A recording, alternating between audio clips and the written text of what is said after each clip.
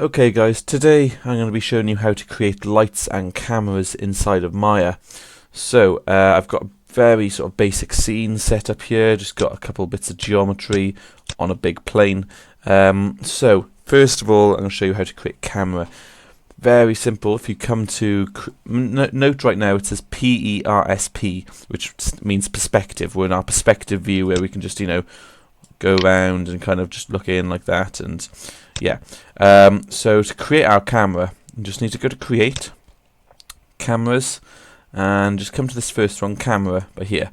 And you think, oh, where is it? Well, it's right in the middle. Cameras are always created right in the middle of our grid, and obviously our cube is there. So all we need to do is move it out, put it back, and just so we can, let's just turn the scale up just so we can see the camera. There you go. So this is our camera. Now, if we go to Panels, Perspective, and now normally we just have Persp, which is our perspective view, which we're in now. But if we go to Camera 1, you can see we are now looking through this camera, and we can kind of line ourselves up a bit nicer to get that kind of view which you want. Another thing you can do is go to View, come down to Camera Settings, and turn Resolution Gate on. And whatever resolution, say you've got it at HD, right now I've got it at 960 by 540, but say you've got your render settings set to HD, this is the kind of, it's telling you anything outside this line is not going to get rendered. So that's a nice little trick which I kind of like to use every now and then. However, for now I'll turn it off, so come back into View, Camera Settings, and turn it to No Gate. Cool.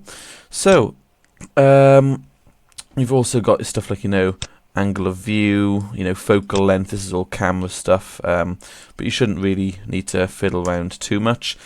So I'm going to go ahead now and talk about lighting. So first of all I'm going to come back to my perspective view, so go Panels, Perspective, and Persp, and we can see our camera is by there.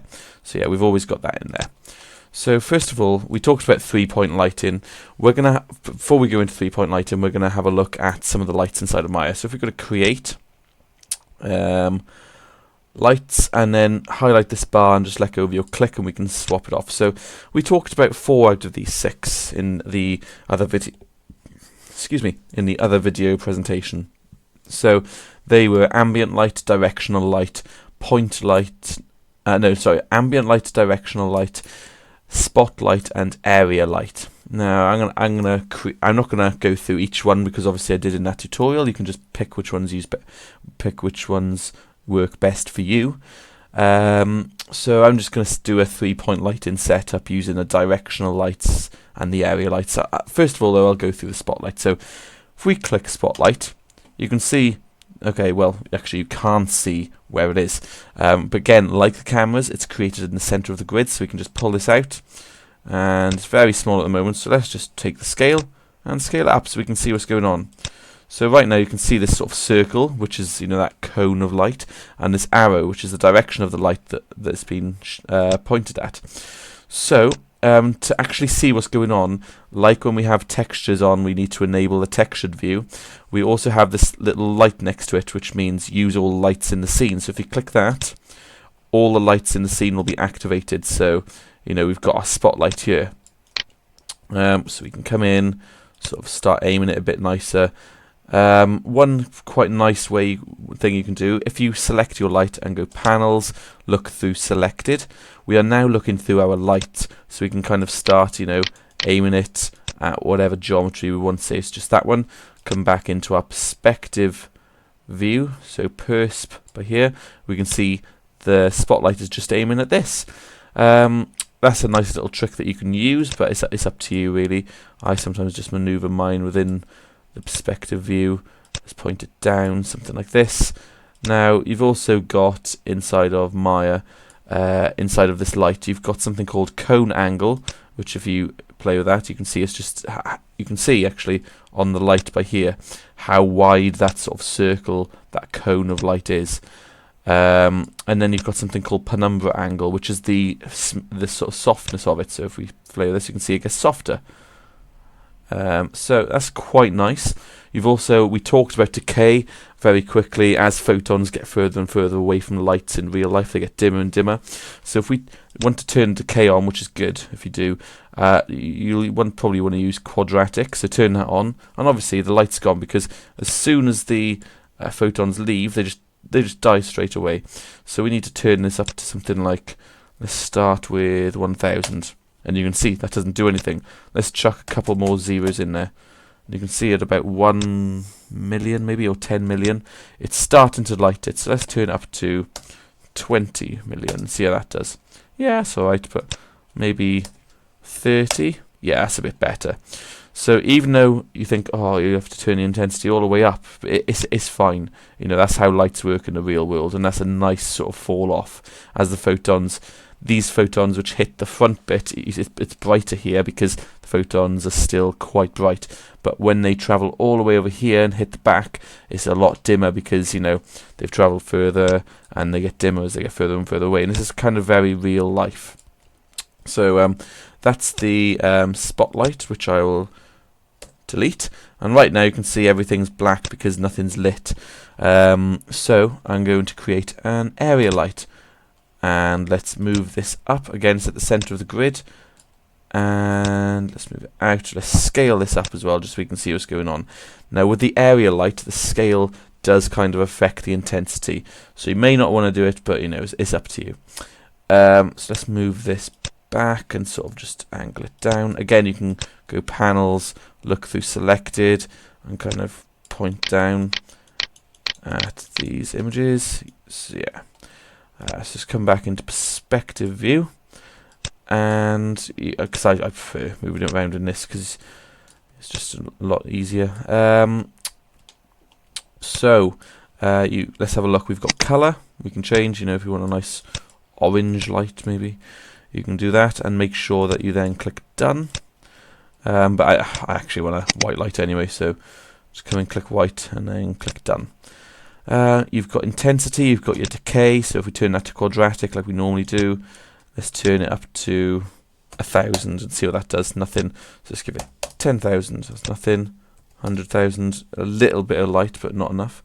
And now let's give it a mil, maybe 5 million. Yeah, we can move it a bit closer as well and sort of angle it a bit. Yeah, so something like that. It's quite soft. Let's maybe make it 8 mil. Okay, cool. So the next light I'm going to use is a directional light. Show you that. So click that, and again, it's created at the center of our grid. So we can come into panels, look through selected, and let's sort of come out. And you can see, it's a bit confusing, but that is our cube, which is one reason I don't like using this view.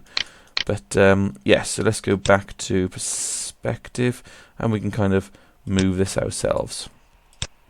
Again, let's scale this up just so we can see what's going on. Now, the directional light is made out of these 4 arrows, and wherever these 4 arrows are pointed, that's the direction that the light is going to be shone at. So if we put it up like that, we know it's going to be shining at the bottom of our, you know, highlighting the bottom of our things, which you can see going on with this circle sort of sphere here. Now, it doesn't matter where in the scene these lights are. They could be up here, they could be down below, you know, below this sort of plane. All this is used for, even if it's all the way over here, it doesn't matter. It doesn't affect it. The position of the directional light, it could be all the way over here, and it doesn't matter. It's just the rotation that it's looking for. So we've got this area light sort of light in this side, so you want to have a sort of fill light in the sides. Now, the thing to remember about our fill lights is that that's normally a much dimmer light, and we haven't got here a decay setting on our directional lights, so we'll want to bump this down to like 0.1 to make it just that little bit dimmer, maybe 0.2, so 0.1 I think. 0.1. So it is still serving a purpose. It is still lighting it slightly, but it's, you know, it's not as bright as our key light. So the last one is we want to give it a backlight. So I think I'll use another directional light, and that's again created at the center. And let's scale that up just so we can kind of see what's going on. So we know we want to rotate it to highlight the back of our objects, something like that. And let's move this back. Even though it doesn't matter if it's over here, it's still pointing light at this direction. But just so I can tell what's going on, it makes it easier. I find it easier like this. I'll just point it at the back so we can see that this is the backlight. Now let's come into we've got our 3-point lighting, basic setup. Let's come into our camera view. So let's go perspective and then camera 1. And you can see it's got this sort of like little halo of light around the outside. We can turn this down to like 0.6 maybe. Or let's turn it to 0.5. Now, obviously this directional light has colour and stuff. So you could, if you wanted to, change the colour and make it a sort of blue, but no, I would want to keep mine white anyway, so I'll just click done. Let's come back into the perspective view, and there's one last one I didn't show you, and that's ambient light. These kind of create very, very flat sort of lighting surfaces, but this is if you zoom in on this light, you can see light is emitted by this little icon from all directions. You can see it's like a circle with lines coming out of it. So that's the ambient light. Not my favourite, but it's good in some circumstances. So that kind of obviously go and have a play around with all these different types of lights. If you don't want this being a directional light, you can go and change it to an area light, and then you can modify the settings of that. But yeah, go and have a play around. In the next tutorial, I'm going to show you stuff like render settings and rendering shadows and stuff like that, and using the lights which we have to turn them into shadows. So I'll see you in the next tutorial. Cheers, bye.